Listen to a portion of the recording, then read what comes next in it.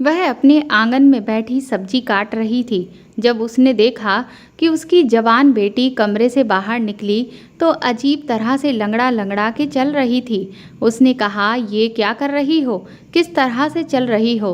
तो उसकी बेटी कहने लगी, इस तरह से नहीं चलूं तो किस तरह से चलूं? आपको क्या पता मेरी हालत क्या है? वो सोचने लगी कि इसकी हालत को क्या हुआ है। दिन भर बिस्तर तोड़ती रहती है, पढ़ाई के नाम पर पूरा दिन कमरे में बैठी रहती है। वो इससे घर का कोई काम भी नहीं करवाती और अब इसको ऐसा क्या हो गया कि इसकी चाल ही बदल गई। उसकी बेटी ने उसके सवाल का जवाब नहीं दिया और वहाँ से चली गई। सिर्फ उसकी बेटी की चाल ही नहीं, उसकी हरकतें भी बदली बदली सी थी। उसे अपनी बेटी का चाल चलन कुछ ठीक नहीं लग रहा था। बेटी से ज़्यादा उसको बेटी का अंदाज अजीब सा लग रहा था। ऐसा लग रहा था जैसे सारे समाज की सताई हुई थी। सबसे ज़्यादा परेशानी इसी को है। उसका नाम अनीता है। वो अभी ये सब सोच ही रही थी कि उसका पति कमरे से बाहर आया। अनीता ने कहा, आप रात को बेटियों के कमरे में सो गए थे? तो वो कहने लगा, हाँ, मैं उनको ट्यूशन पढ़ा रहा था तो वहीं पर सो गया, और अजीब तरह से अंगड़ाई लेने लगा। उसने कहा, आपको जवान बेटियों के कमरे में सोने की क्या नहीं ज़रूरत थी? मुझे तो लगा कि आप सुबह उठकर काम धंधे पर चले गए हो। तो उसका पति कहने लगा, नहीं, अभी काम पर जाऊंगा। वह उसका पति है। वह उसकी हरकतें पहचानती थी। वो अजीब तरह की हरकतें कर रहा था। ऐसा लगता था जैसे उसने बहुत अच्छी रात गुजारी है। उसकी बेटियां आजकल कुछ अजीब सी रहती थीं। एक दिन अनीता की बेटी उसके पास आई और कहने लगी कि मम्मी, तुम्हें क्या बताऊं, इस घर में क्या हो रहा है? उसने कहा, क्या मतलब? तो वो कहने लगी, ये जो पापा हैं हमारे कमरे में आकर सो जाते हैं। तुम्हें पता है ये हमारे साथ क्या करता है? अनीता ने कहा, क्या करता है? तो उसकी बेटी ने ऐसी बात बताई कि वह अपना सर पकड़ के रह गई। उसकी बेटी ने कहा कि पापा रोज रात को हमारे साथ। उसके पति का नाम मुकेश था। वो अनीता से उम्र में कम था। सब कहते थे कि तुझे इतना जवान पति कहाँ से मिल गया? तो वह कहती थी कि मेरी किस्मत अच्छी है। और तुम लोग क्यों जलते हो? मुकेश कहता था कि उसे अपने से बड़ी उम्र की औरतों में दिलचस्पी है, इसीलिए उसने अनीता से शादी की थी और अनीता की जिंदगी उसके साथ बहुत अच्छी गुजर रही थी। घर था, परिवार था, अच्छा पति था, और क्या चाहिए था? उसकी कमाई भी अच्छी थी, घर में पैसे लेकर आता था और अनीता के पास भी कुछ पैसे थे जो उसने जमा किए हुए थे। वह लोगों के कपड़े वगैरह भी सिला करती थी। उसके हाथ में भी कुछ माल वगैरह होता था। बेटियों की पढ़ाई करवा रही थी। अनीता की 3 बेटियां थीं जिनकी उम्र में 1-1 साल का फर्क था, लेकिन पता नहीं चलता था क्योंकि अब तीनों ही जवान हो गई थीं। अनीता के अपने पति के साथ रिश्ते बहुत अच्छे थे। वह लोग पूरे परिवार में मशहूर थे। सब कहते थे कि अनीता के तो भाग खुल गए हैं। अनीता जैसी किस्मत सबकी नहीं होती। अनीता भी जवान और खूबसूरत थी। उसकी 3 जवान बेटियां हैं। ऐसा नहीं लगता था। उसकी बेटियां भी उस पर गई थीं और बहुत ज़्यादा सुंदर थीं। उनको देखकर उसे बड़ी खुशी होती थी। इसीलिए वह चाहती थी कि उसकी बेटियां जिंदगी में कुछ बन जाएं। उनकी पढ़ाई वो करवा रही थी ताकि वह बड़ी अफसर बन जाए।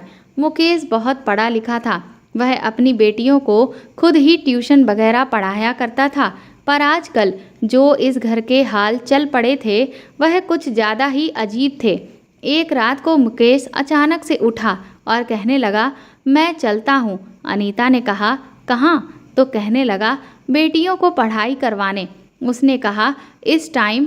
तो मुकेश कहने लगा, अरे तुम्हें नहीं पता, इन लोगों के टेस्ट चल रहे हैं। अब पढ़ाई में क्या दिन और क्या रात, रातों को बैठकर पढ़ना पड़ता है, तब कहीं जाकर अच्छे नंबर आते हैं। तुझे नहीं पता, आजकल बड़ा कंपटीशन हो गया है। अनीता ने कहा, अच्छा, पर जल्दी आ जाना। तो कहने लगा, क्यों? मेरे बिना दिल नहीं लगेगा तेरा? उसने कहा, तेरे बिना मेरा दिल लगता ही कहाँ है। और फिर आज देख, मौसम कितना अच्छा था और तू चल दिया उन्हें पढ़ाने के लिए। उसने कहा, उनकी पढ़ाई ज़्यादा ज़रूरी है। मेरी जान, तू फिक्र नहीं कर, हमारे पास तो सारी ज़िंदगी पड़ी है। कभी कभी अनीता को बड़ी खुशी भी होती थी कि उसके पति को बेटियों की बहुत फिक्र थी, वरना उसे क्या था, वह अपने सारे काम तो कर रहा था, पैसे कमा के ले आता था, उसे भी खुश रख रहा था। अगर ये ना भी करता तो कोई फर्क नहीं पड़ता, लेकिन उसे अच्छा लगता था कि उसे उन सब की इतनी फिक्र है। एक दिन अनीता बाजार में जा रही थी जब उसे उसकी एक सहेली मिली। उसने कहा, क्या हाल है तेरा, और तेरा पति कैसा है? उसने कहा, ठीक है, बिल्कुल, बड़ी अच्छी जिंदगी गुजर रही है उसके साथ खुश हूँ। ये बात सुनकर उसकी सहेली हैरान हुई और कहने लगी, अच्छा, तेरी जिंदगी अच्छी गुजर रही है, पर तूने तो कहा था कि तेरी उसके साथ जिंदगी कभी अच्छी नहीं गुजरेगी। उसने कहा कि हाँ, मुझे याद है, तू तो मेरी शादी वाले दिन मुझे मंडप से उठाने के लिए आ गई थी। तूने मुकेश को किसी लड़की के साथ पकड़ लिया था ना। लेकिन देख, ये जो मर्द होते हैं ना, इनका शादी से पहले 100 जगह चक्कर होता है, लेकिन वह लड़की उनके लिए सबसे ज़्यादा आगे होती है जिससे ये शादी करते हैं। मुकेश खूबसूरत है, जवान है, उसके पीछे हजारों मरती होंगी, पर शादी तो उसने मुझसे ही की है ना। ये जो मर्द होते हैं ना, ये ऐसे ही होते हैं। अब आप कहीं से ऐसा मर्द ढूंढ कर नहीं ला सकते जो बहुत ही अच्छा हो और उसके कभी किसी लड़की को नज़र भर के भी ना देखा हो। ऐसा मर्द ढूंढने निकलेंगे ना तो कोई भी नहीं मिलेगा। थोड़ा बहुत तो सोचना पड़ता है, वह क्या कहते हैं इंग्लिश में, एडजस्ट करना पड़ता है। उसकी सहेली कहने लगी, हाँ, मुझे पता था कि तू बड़ी अच्छी तरह से एडजस्ट कर लेगी, लेकिन ये नहीं पता था कि इतने सालों तक कर लेगी। चल, अच्छी बात है, कोई अपने घर में खुश रहे तो हमें क्या, पर तेरा पति आंखों का बड़ा कच्चा है, उसकी आंखें बड़ी मटकती हैं। अनीता ने कहा, अब नहीं ऐसा होता है, अब तो मैं ही हूँ, मैंने ही उसे अपनी उंगली पर लपेट लिया है। उन दोनों सहेलियों ने हंसना शुरू कर दिया। उसकी सहेली ने कहा, ये तो फिर बहुत अच्छा हुआ, अगर तूने ऐसा कर लिया है तो और क्या चाहिए। चल ठीक है, मैं चलती हूँ, घर बदल रही हूँ, इसीलिए बहुत बिजी हूँ। अनीता ने कहा, जब घर बना ले तो मुझे बताना, मैं तेरे घर तुझसे मिलने आऊँगी, साथ ही साथ तेरा घर भी देख लूँगी। उसने कहा, तू आ जाना, लेकिन अपने पति को लेकर ना आना। अनीता ने कहा, ये क्या बात कर दी, पति को लेकर क्यों ना आऊँ? तो उसकी सहेली ने कहा, मुझे गलत ना समझना, पर मेरी जवान बेटी है। अनीता ने कहा, कैसी बातें कर रही है तू? उसकी सहेली बोली कि उस पर तुझे भरोसा है, पर मुझे नहीं। अनीता को पता था कि वह मजाक कर रही है, इसीलिए उसने उसकी बात का बुरा नहीं माना। वह इस बात को मान गई कि खूबसूरत मर्द के पीछे अगर बहुत सारी लड़कियां हों तो उसमें कसूर लड़कियों का है, उस मर्द का नहीं। अब तो ये रोज रोज होने लगा। उसका आदमी मुकेश बेटियों के कमरे में पढ़ाई करवाने के बहाने जाता और वहाँ पर बैठ जाता। वह उसका इंतज़ार करती रहती। वो कहकर जाता था कि मैं जल्दी आ जाऊँगा। अनीता को भी पूरे दिन काम होते थे, थकी होती थी तो सो जाती थी। सुबह उसका पति बेटियों के कमरे से बाहर निकलता था। उसने पूछा, रात भर क्या करते हो तुम? तो कहने लगा कि पढ़ाते पढ़ाते नींद आ गई थी, पता ही नहीं चला कब सुबह हो गई। उसने कहा, ऐसी भी कौन सी नींद? तो कहता है कि तुम्हें तो पता है मैं जवान आदमी हूँ, मुझे तो ऐसी ही नींद आती है। अनीता ने कहा, मैं क्या बूढ़ी हूँ? तो कहने लगा, नहीं नहीं, तुम तो मुझसे भी ज़्यादा जवान हो। उसका मर्द बातें बहुत अच्छी अच्छी करता था, यही वजह थी कि वह उसके सामने कुछ बोल नहीं पाती थी। उसने अपनी बेटी कंचन को लंगड़ा लंगड़ा के चलते देखा था।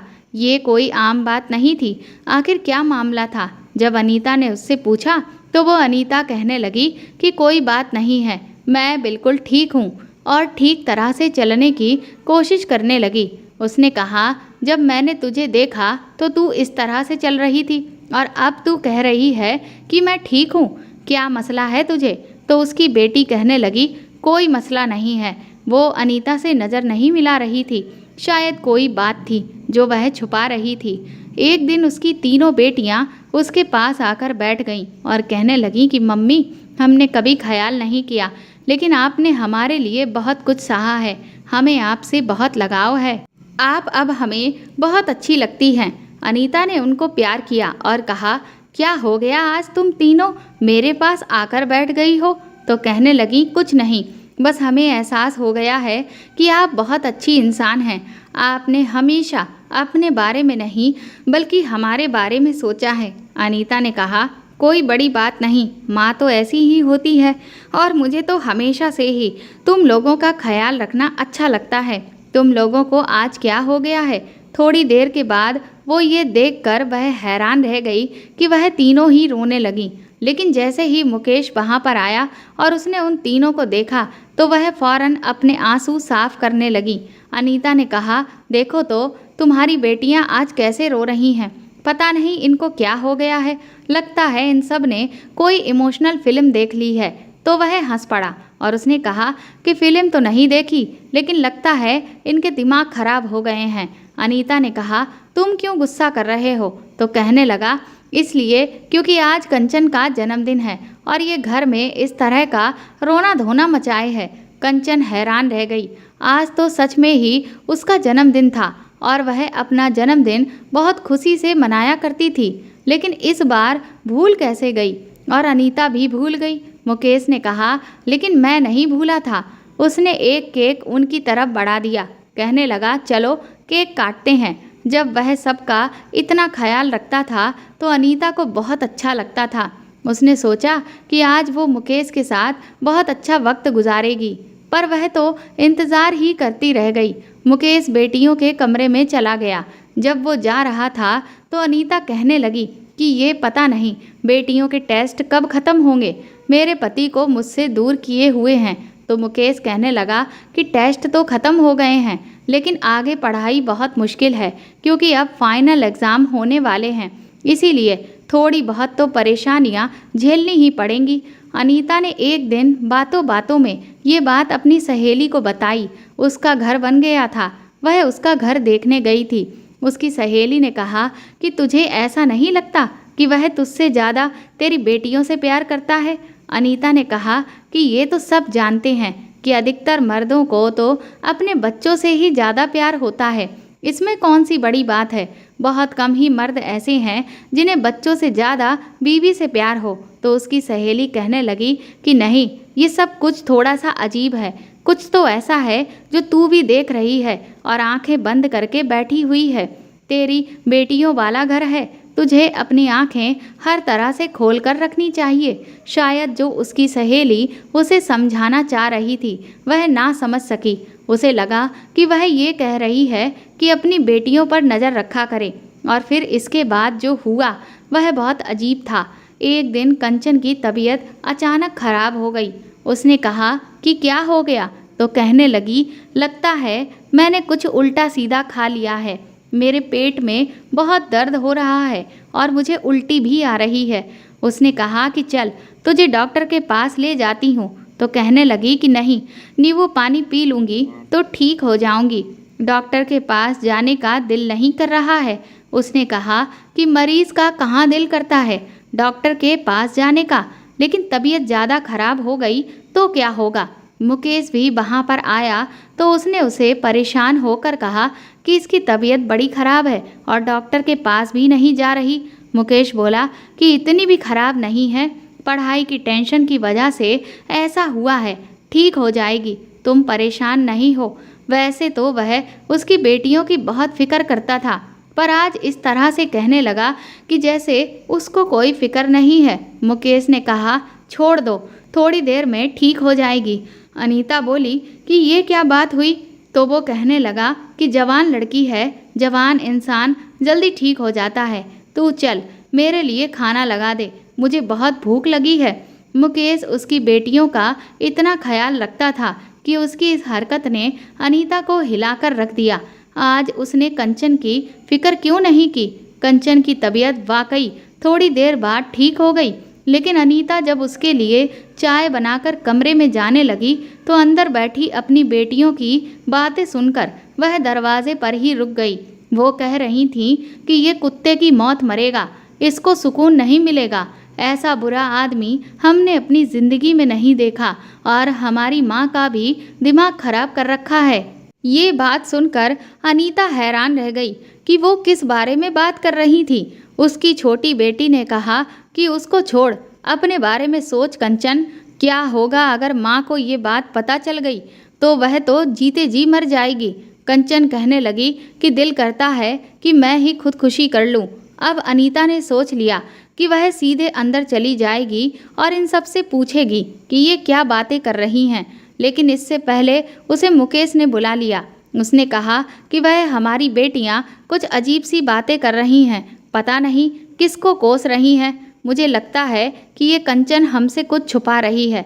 तभी मुकेश ने अनीता को एक तोहफा दिया और कहा कि तू उनको छोड़ और मेरी तरफ देख। आज उसका मूड बहुत अच्छा था।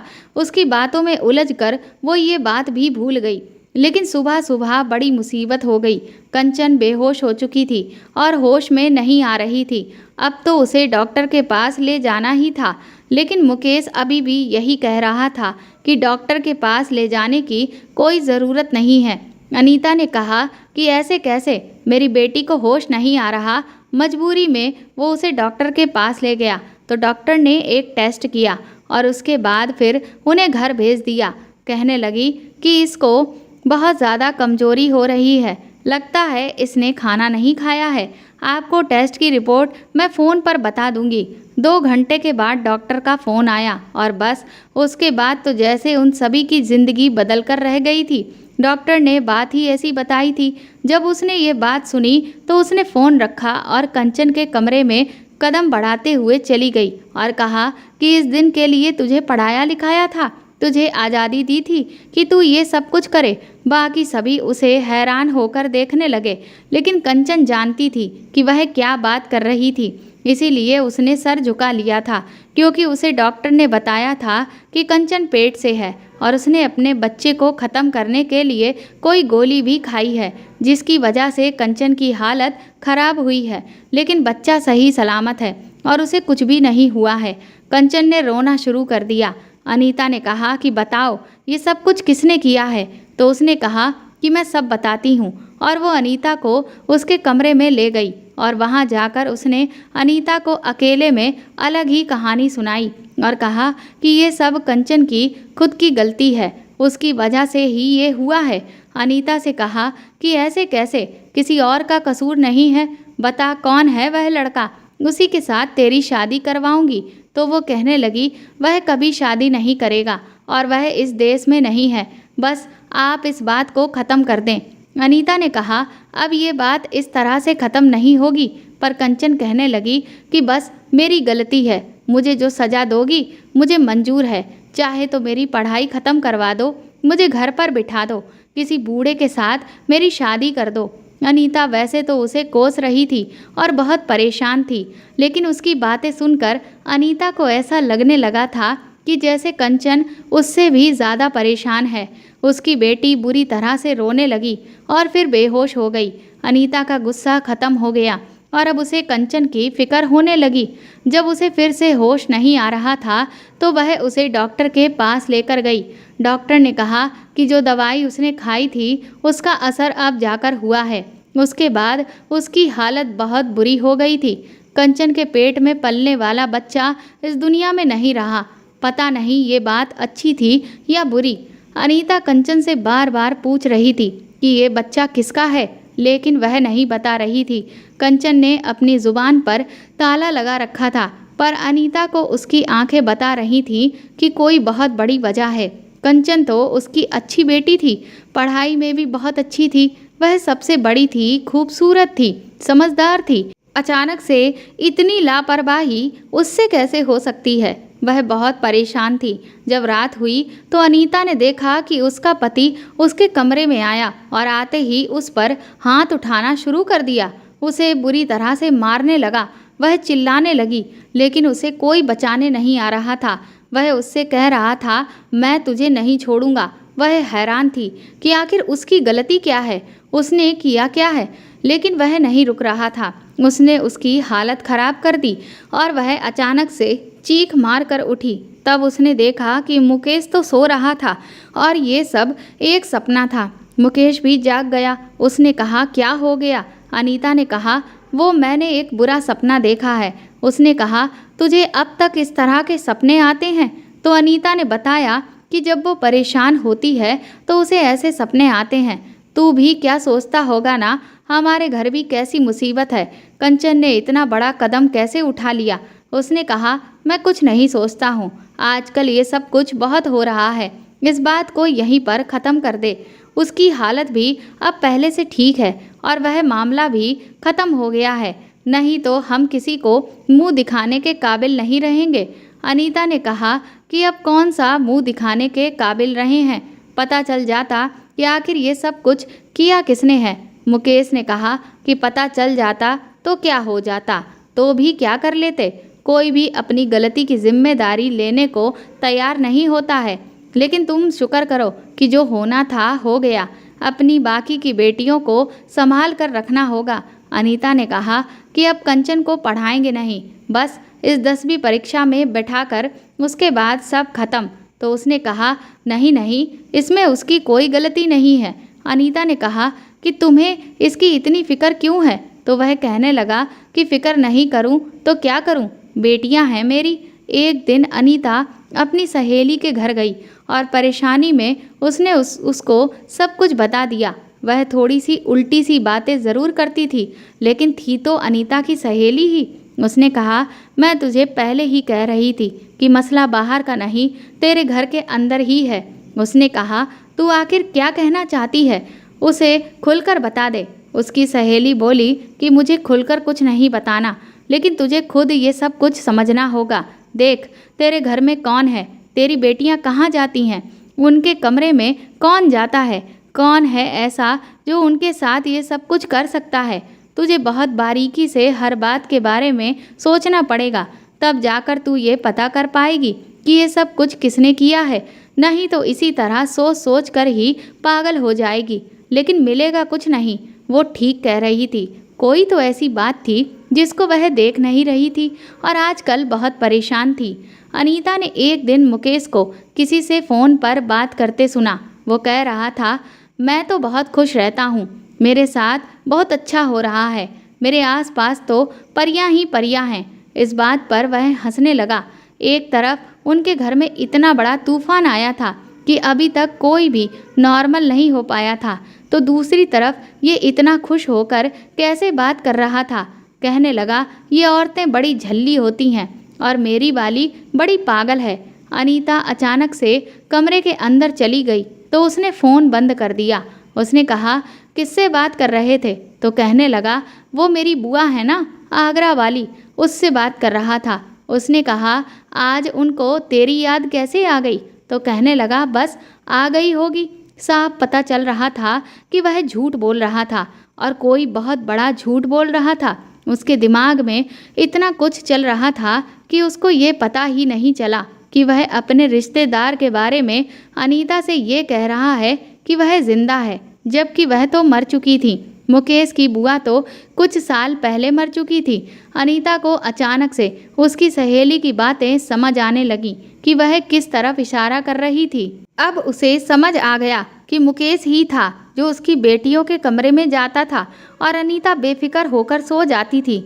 अब उसके पास एक ही रास्ता था, अगर मुकेश से सवाल करती तो वह झूठ ही बोलता।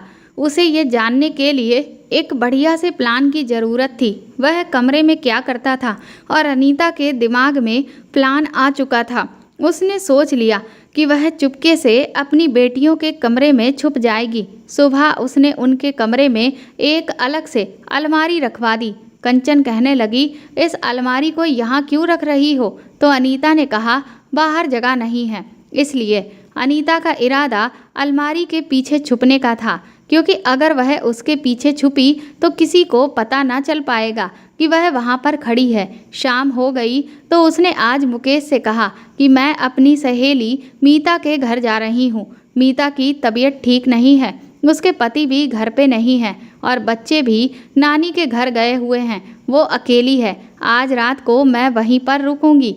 अनीता चाहती थी कि मुकेश ये सोचे कि वह घर पर नहीं है, ताकि वह बेफिक्र हो जाए और जो भी करना चाहता है खुलकर करे। जबकि अनीता शाम होते ही अलमारी के पीछे छुप गई। उसकी बेटियों ने खाना खाया और वह कमरे में ही बैठे थे। जैसे ही रात हुई तो कुछ ऐसा हुआ कि अनीता हैरान रह गई।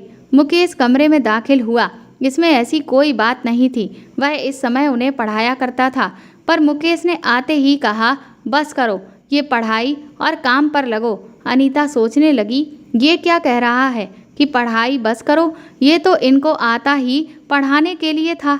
इसके बाद मुकेश ने उसकी छोटी बेटी को कहा, आज तेरी बारी है। फिर वहाँ वह सब होने लगा जो देखकर अनीता को ऐसा लगा कि मुकेश ने उसके घर को नरक बना दिया है और उसकी बेटियाँ मुकेश के हाथों इस्तेमाल हो रही थीं। वह अनीता की बेटियों के साथ बहुत बुरा कर रहा था और उसके ही घर में उसकी ही नाक के नीचे कर रहा था और वह ये सोचती थी कि वह उन्हें पढ़ाता है। उसने अपने फ़ोन से उसकी वीडियो बना ली क्योंकि ये ज़रूरी था। थोड़ी देर बाद वह वहाँ से चला गया और उसकी बेटियां बैठकर रोने लगीं। इसका मतलब वह बच्चा जो कंचन के पेट में था वह भी मुकेश का था। आज उसे वह दिन याद आ गया जब उसने मुकेश से शादी करने का निर्णय लिया था और सब ने उसे रोका था, मना किया था। ऐसा ना कर अनीता। अनीता का पहला पति इस दुनिया से चला गया था और वह बहुत निर्दयी इंसान था। रोज उस पर हाथ उठाता था, बिना वजह ही उसे मारने लगता था। कहता था, तू लड़कियां पैदा करती जा रही है और मुझे बेटा चाहिए। उसने अनीता को एक दिन भी खुश नहीं रखा और उसका जीवन बर्बाद कर दिया। ये तीनों बेटियां अनीता के पहले पति से ही थीं। उसके देहांत के बाद उसकी ज़िंदगी में मुकेश आया। जवान और कम उम्र लड़का था जिसने अनीता से पागलों जैसी मोहब्बत की थी, पर आज समझ आया कि उसको अनीता से कोई मोहब्बत नहीं थी। वह तो किसी और काम से आया करता था। उसे तो एक तीर से 4 शिकार करने थे, एक अनीता और 3 उसकी बेटियां। वह फूट फूट कर रोने लगी। उसे सब लोगों ने रोका था। सब ने कहा था, तू पागल हो गई है, स्वार्थी बन गई है, सिर्फ अपने बारे में सोच रही है, अपनी बेटियों के बारे में नहीं सोच रही है। उसने कहा, लेकिन क्यों ना सोचूं अपने बारे में। अनीता के पहले पति ने उसे बहुत तंग किया, उसे इंसान नहीं समझा। क्या उसके सीने में दिल नहीं है और उसकी इच्छा ही नहीं है? अगर अनीता मुकेश से शादी करना चाहती है तो सबको क्या है। और शादी के बाद मुकेश ने हमेशा उसकी बेटियों को अपनी बेटी की तरह समझा था, लेकिन ये सब कुछ नाटक था। वैसे तो मुकेश उनका बहुत ख्याल रखता था। वह तो भूल ही गई थी मुकेश उसकी बेटियों का सौतेला बाप है। इतना ख्याल तो उसकी बेटियों का उनका अपने बाप ने भी नहीं रखा था।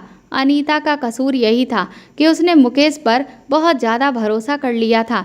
उसे ऐसा नहीं करना चाहिए था। इसीलिए कहते हैं, सब कुछ कभी एक जैसा नहीं रहता। उसे सोचना चाहिए था, गलती उसकी थी। मुकेश कमरे से चला गया और वह अपनी बेटियों के सामने आ गई। उसे देखकर वह हैरान रह गईं और उनको पता चल गया कि वह सब कुछ जानती है। उसने कहा कि तुम सब ने मुझे बताया क्यों नहीं? बताती तो उन्होंने रोते हुए कहा कि मुकेश ने कहा था कि तूने अपनी माँ को सब कुछ बताया तो मैं तुम्हारी माँ को जान से मार दूंगा, उसे ख़त्म कर दूंगा। हम ऐसा नहीं चाहते थे क्योंकि आपके अलावा हमारा कोई था ही नहीं, इसलिए हम डर गए। उसने हमें कहा था कि मैं तुम्हारी माँ को बहुत आसानी से ख़त्म कर सकता हूँ और वह ऐसा कर भी सकता था। फिर कंचन के साथ जो कुछ हुआ उसका जिम्मेदार भी मुकेश है और ये बहुत वक्त से हो रहा है। अनीता ने कहा कि तुम लोगों को कुछ तो बताना चाहिए था। तुम्हारा अपना बाप जैसा भी था, लेकिन डरपोक नहीं था, बहुत बहादुर आदमी था। तुम्हारे अंदर उसी का खून है। उसकी बेटियां बहुत रो रही थीं, पर अनीता ने उनको कहा कि बस अब सब खत्म हो गया, अब मैं तुम सबका बदला लूँगी, तुम फिक्र नहीं करो। कंचन ने कहा कि आप क्या करोगी? उसने कहा कि मैंने सोच लिया है कि मैं क्या करूँगी। तुम लोग अपना सारा सामान बांध लो और अपने स्कूल जाने की तैयारी करो, क्योंकि हम ये शहर हमेशा के लिए छोड़कर जाने वाले हैं। 1 हफ्ता है तुम लोगों के पास, अपनी तैयारी करो, पर किसी को बताना नहीं। अनीता से उसकी बेटियों ने कहा कि शहर छोड़ने से क्या होगा? उसने कहा कि मुकेश हमें तलाश कर लेगा। अनीता बोली, बस तुम लोगों को जो कहा है वह करो, बाकी मैं देख लूँगी। अनीता ने अपनी बेटियों को भी समझा दिया था कि क्या करना है और कैसे करना है। मुकेश को पता भी नहीं था कि उसके साथ क्या होने वाला था। वह बिल्कुल अनजान था। अनीता बहुत सावधानी से अपने प्लान को अंजाम दे रही थी, क्योंकि अब वह गलती नहीं कर सकती थी। पहले ही उससे बहुत बड़ी गलती हुई थी। उसकी दोस्त जानती थी कि मुकेश एक बुरा इंसान था। जब उसका मुकेश से अफेयर होने लगा था तो उसने अनीता को बताया था कि अभी भी उसके पास वक्त है पर उस वक्त वह पागल हो चुकी थी, क्योंकि उसे कभी मोहब्बत मिली ही नहीं थी। इसलिए जब मुकेश ने अनीता से कहा था कि उसे हमेशा खुश रखेगा, तो उसने यकीन कर लिया, क्योंकि उसने कहा कि वो अनीता से बहुत मोहब्बत करता था, उसकी बेटियों को अपनी बेटियां समझेगा। वह शुरू में ऐसा ही था। अभी उनकी शादी को 7 साल हुए थे। उस पर समाज ने उंगली उठाई थी, कहा था कि इसको अपनी बेटियों का ख्याल नहीं है, बुढ़ापे में शादी कर रही है। उसने किसी की बात नहीं सुनी थी। उसे कम से कम अपनी सहेली की बातों को सुनना चाहिए था। और मुकेश एक बिगड़ैल इंसान है, ऐसे लोग कभी नहीं सुधरते हैं। उसे मुकेश पर अंधा विश्वास नहीं करना चाहिए था, उसे उस पर नज़र भी रखनी चाहिए थी। अनीता ने पुलिस वालों को उसने सारे सबूत दे दिए थे, वीडियो भी उन्हें दे दिया था।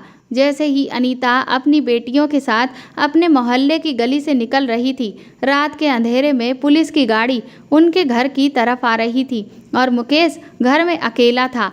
पुलिस से बच भी जाता तो उसके लिए यही सज़ा काफ़ी थी कि वह उसे हमेशा के लिए छोड़ दे। अनीता को पहले ही रात को नींद नहीं आती थी, अब तो बिल्कुल भी नहीं आती।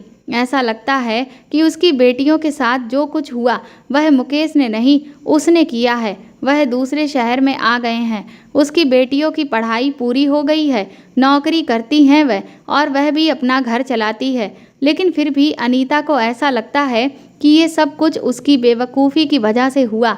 अपने आप को बहुत बुरा भला कहती है। रात को उसे नींद नहीं आती। कंचन अपनी माँ को उदास देखती थी।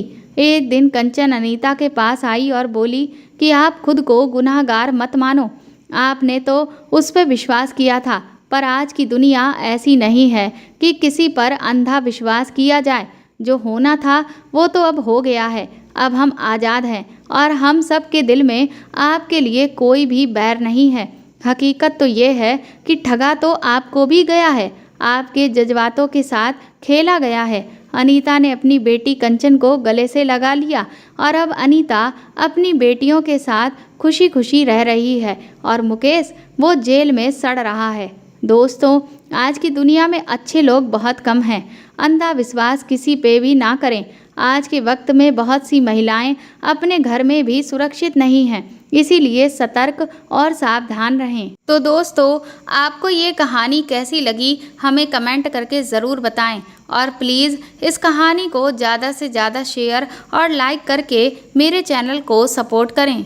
साथ ही अगर आप चाहें तो मुझे सुपर थैंक्स भी खरीद कर दे सकते हैं। सुपर थैंक्स का ऑप्शन आपको इस वीडियो के नीचे दिए हुए सभी ऑप्शंस में दिख जाएगा, जो कि हार्ट शेप में बने हुए डॉलर के साइन के तौर पर है। और अगर आप मेरे चैनल पर नए हैं तो सब्सक्राइब करके बेल आइकन को ज़रूर दबा दीजिएगा, ताकि आगे भी मैं आपको ऐसी ही अच्छी कहानियाँ सुनाती रहूँ। Thank you.